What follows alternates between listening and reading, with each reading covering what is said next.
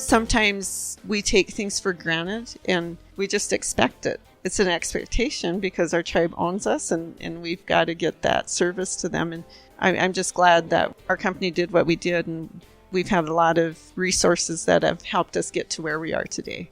Welcome to another episode of the Community Broadband Bits podcast. I'm Christopher Mitchell at the Institute for Local Self-Reliance. Today I'm speaking with Mona Thompson, the General Manager of the Cheyenne River Sioux Tribe Telephone Authority.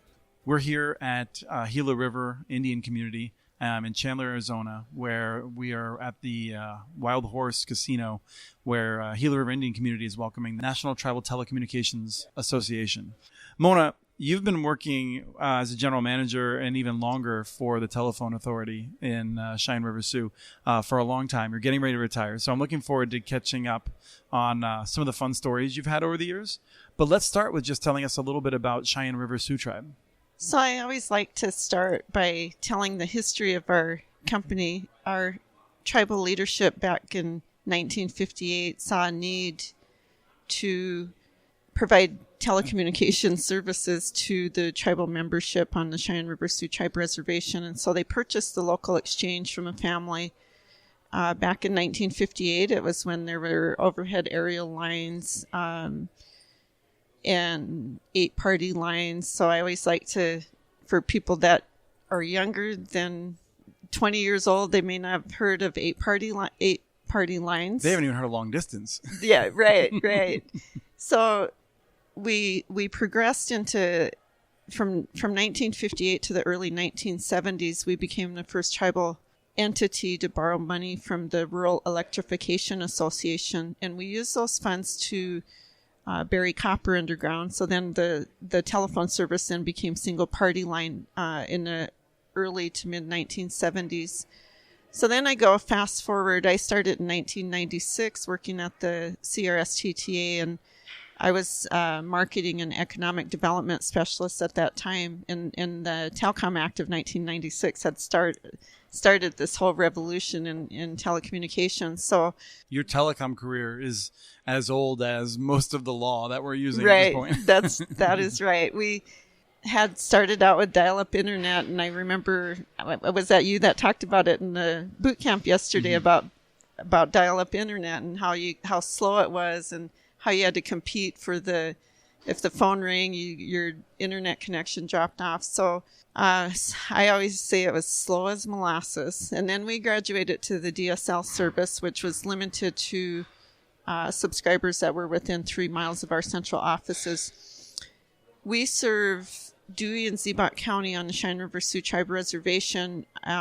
We do have other wireline providers that are in those counties on our reservation. They're very small number of subscribers that have service with them. And to be honest, I don't know who established our study area boundary and why they didn't just include the entire Dewey County and Ziebot County for our company, but we have a little bit of wireline service over in north of us on Corson County, which is on the Standing Rock Sioux Tribe Reservation, about 20 subscribers there. So, and this is all in the center of South Dakota for people who aren't familiar. Correct. North Central location in South Dakota. So we went to the DSL service, and as the quality of the copper degraded, the services degraded as well. So the telephones, when it rained, the copper lines got wet, the telephone got static. So we really had to look at upgrading our underground facilities.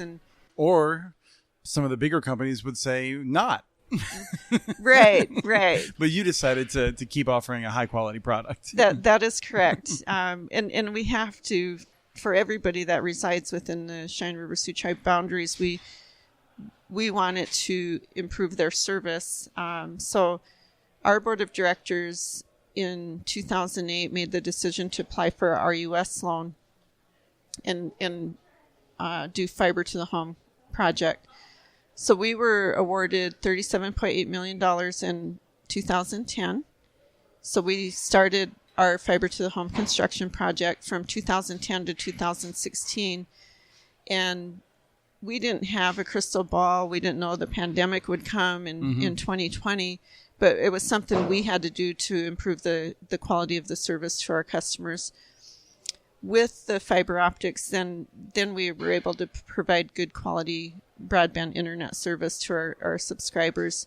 The pandemic has really driven the awareness to how important broadband is. There are a large number of tribal nations that do not have quality broadband service, and one of the things I appreciate about the organization NTTA is they continuously advocate on behalf of tribes and tribal nations and really want to see tribes be successful in getting broadband deployed on their tribal lands. Yes, and I think also really navigating that difficult regulatory challenges that come with that, right? This is something that is complex and is not really, I feel like, getting friendlier over time. You are so right. It is a very complex industry. Kudos for all the funding that's been made available for the tribes to be able to drive their own broadband service for their tribal members. I really wish them nothing but success, and I hope that there are consultants that really have the tribes at heart and really help them to have a successful model when they enter the broadband arena. Yes. So one of the things I'm curious about is your path then. So you started off in marketing, you said, and support. Is that right? Marketing and economic development. Yep. And that was in 96. In 2002, I got promoted to the assistant general manager, and I was under the leadership of J.D. Williams, who was at that time the general manager. J.D. retired in 2012, so we advertised the position. I was interim general manager while it was being advertised, and ultimately I ended up getting hired for the position. I am a member of the Cheyenne River Sioux tribe. I'm very proud of what our company, our tribe has done, and I'm very hopeful that our company can celebrate another 65 years of success. And as I pass the baton off to someone, I think there's great things that can happen for our company and our customers on Cheyenne River Reservation. No, I didn't tell you I was going to ask you this, but I am curious.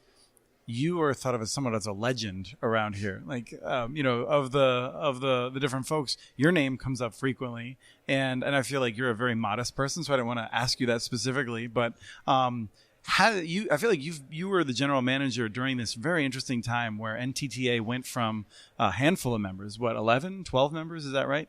To now, I mean, there's not as many paying members. There's more, but the growth is really in the people that are here. You have more than 600 people here, at this event, when I'm guessing 5-6 years ago, you would have had less than 100, I would guess. Yeah, that is so true. And again, the pandemic drove the need for broadband services, and I'm going to divert a little bit. I think the pandemic has really increased awareness of Indigenous people's issues, tribal nations issues.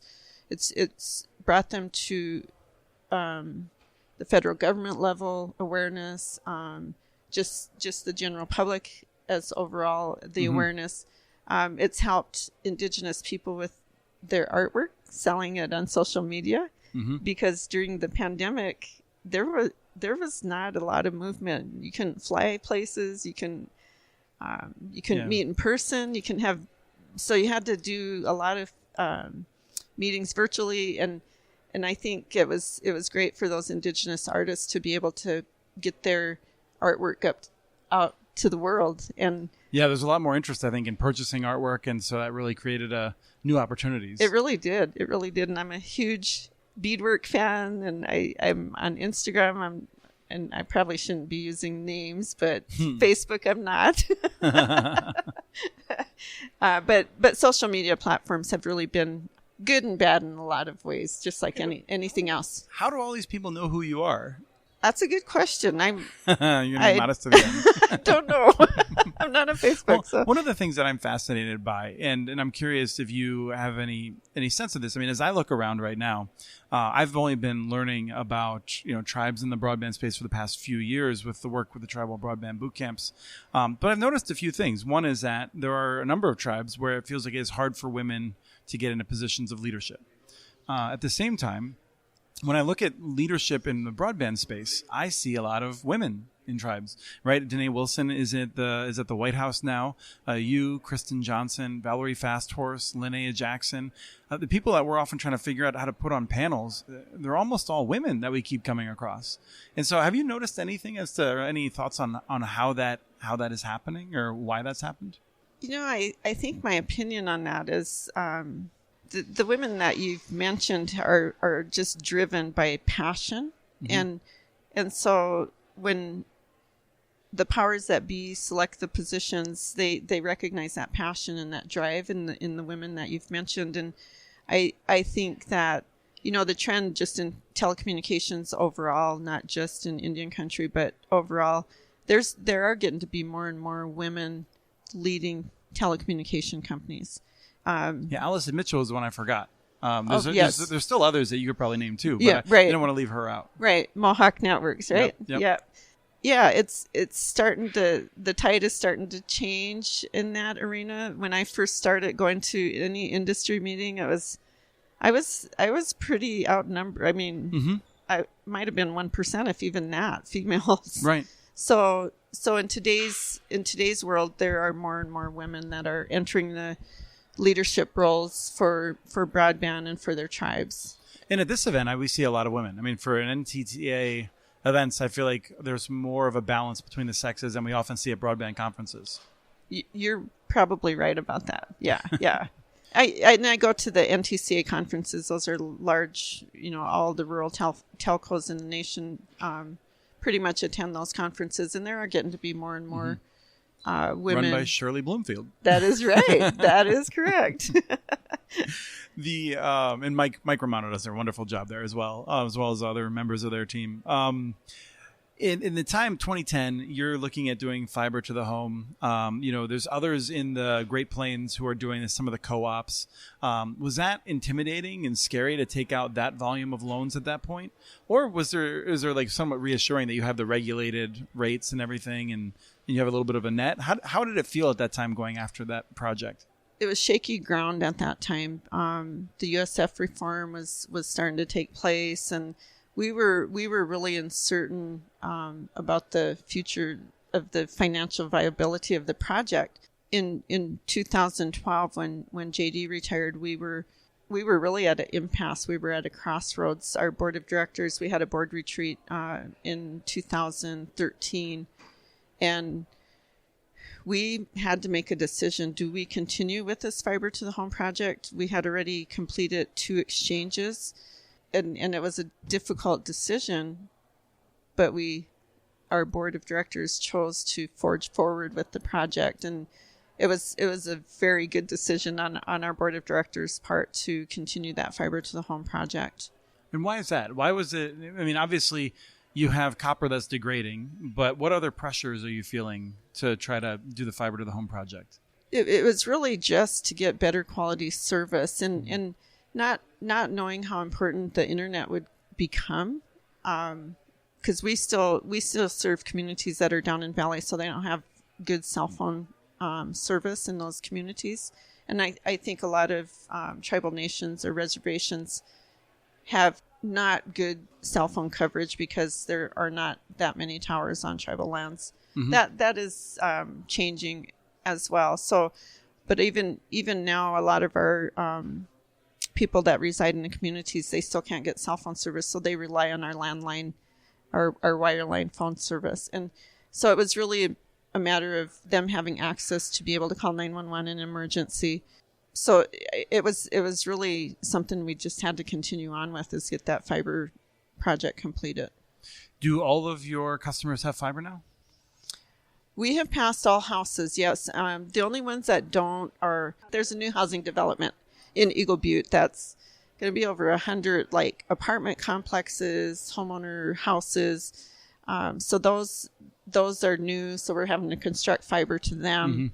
But for the majority part of it, every year we're doing new construction. If it's a new business that has built a new building or a residential house, then we still have to get fiber to them. But other than that, we're 100% fiber. So is it still hard work, or are you just sort of chilling out as you're getting ready to retire? No, there's no chilling out in this position at all. We were awarded NTIA TBCP grant we have a digital literacy component. So we've got a CRST Telephone Authority YouTube channel.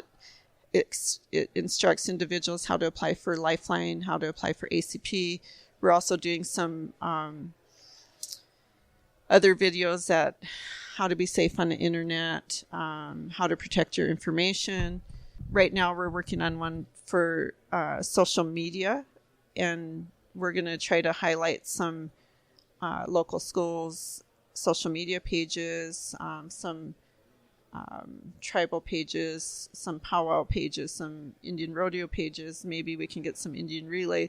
The sky's the limit. And so we're doing that. The main part of that grant, the TBCP grant, is we're given a $50 a month discount for all residential customers on their broadband bill, and it's good for up to 3 years. I think it ends in April of 25. Mm-hmm.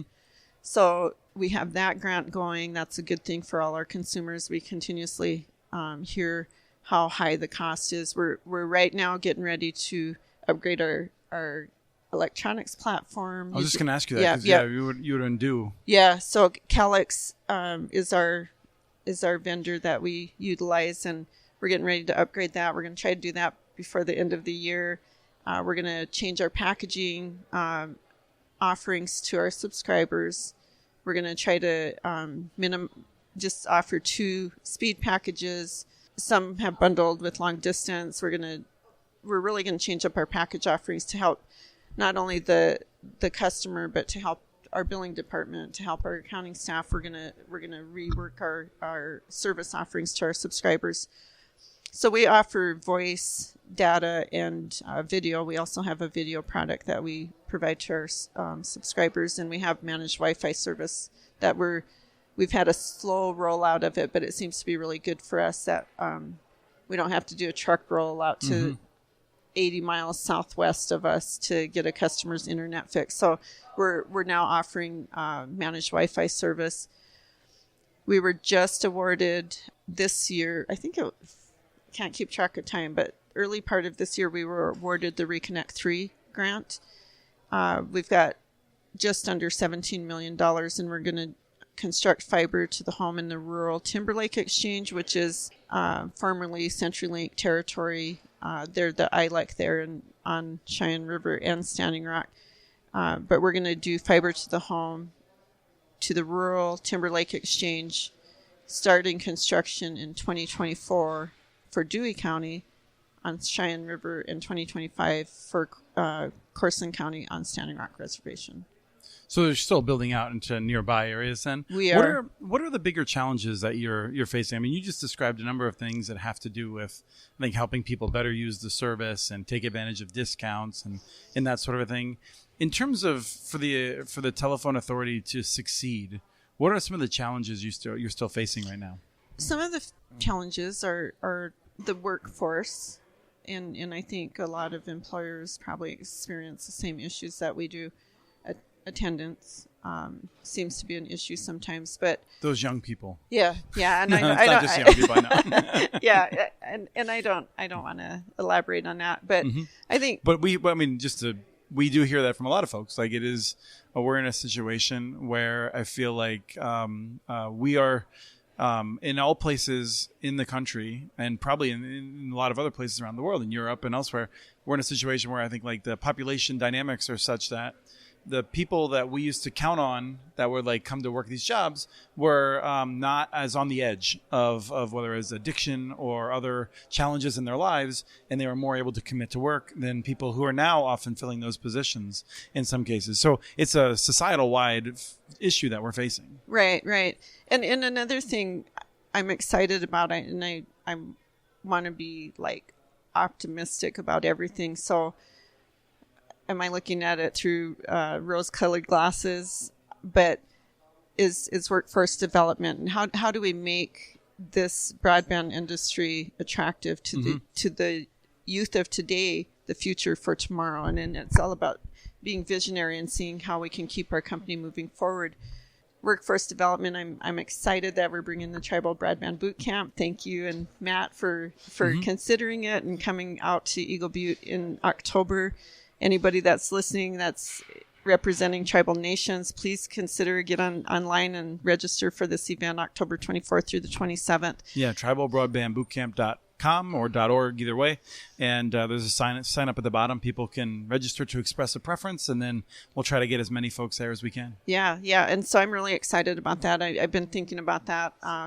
Like with our school systems, let's try and get two young people to come to this boot camp. And I always think about, like, there was a period of time when I kept my grandson and his brother would come out, Kevin and LB, and they'd sit up and play Fortnite all night long. And so I was talking to some young men here, and I'm like, how do they think they were able to play Fortnite all night long? And so I think it's, how do we make it attractive? How do we pique their interest in broadband? And they just think they can turn the TV on and plug in the Xbox and it's there. But there's a little more behind the scenes that has to happen so they can play that game on overnight. But yeah, and most people on reservations don't have that luxury at this point. Right? We're trying to get there. But yes, that is so true. And sometimes I don't know. I can't speak for other tribes, but sometimes we take things for granted and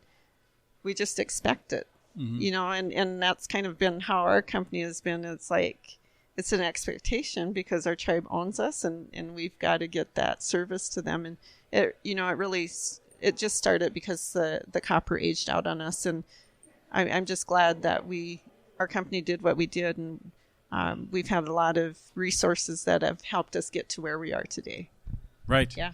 No, I mean, I think it's really important to recognize that because, like I said, there are companies, small and large, who in that situation would have delayed it and then eventually walked away from it. And you don't have that luxury.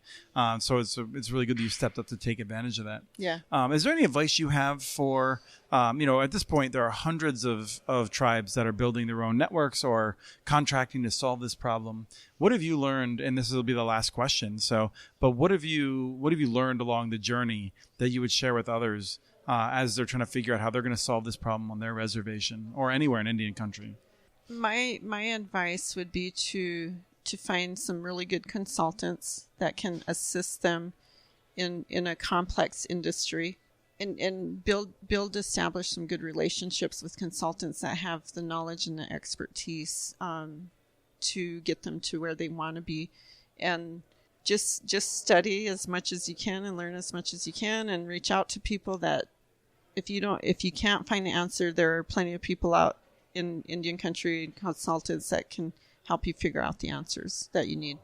Yeah, it's not like it was back in the day. Like at this point, there's a lot of folks that grew up on the reservation who are doing this work, who have known this, who've been doing this for decades.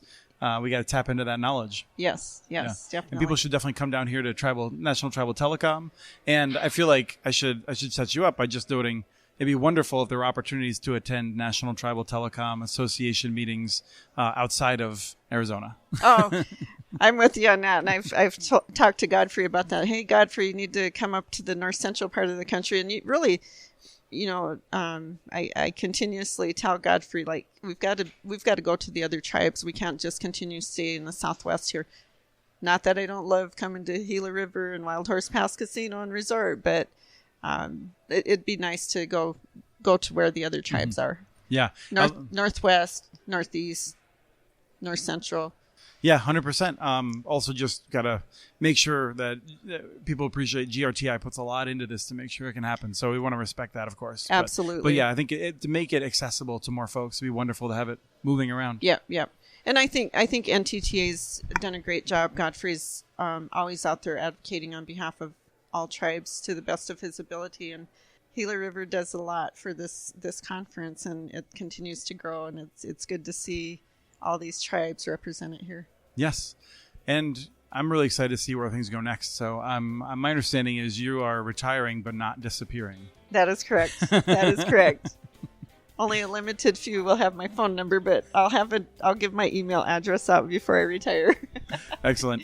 Thank you so much for sitting down with us. Yes, thank you. We have transcripts for this and other podcasts available at muninetworks.org/broadbandbits. Email us at podcast@muninetworks.org with your ideas for the show. Follow Chris on Twitter. His handle is @CommunityNets. Follow muninetworks.org stories on Twitter. The handle's @muninetworks. Subscribe to this and other podcasts from ILSR, including Building Local Power, Local Energy Rules, and the Composting for Community podcast. You can access them anywhere you get your podcasts.